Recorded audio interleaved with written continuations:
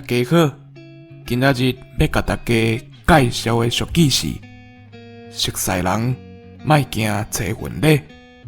这句话的意思是讲，在互相甲对方真熟识啊，毋过对方嘛是真够礼数，人嘛真好礼，有时会互人感觉较生分相看。比在讲我有一个甲我裤头甲小我的好朋友，但是不管做啥代志，伊拢真客气。过年过节拢会赶单路来处理。我就会甲讲，咱拢这熟识啊，搁惊这生婚礼，是讲这运啊真歹去论啦。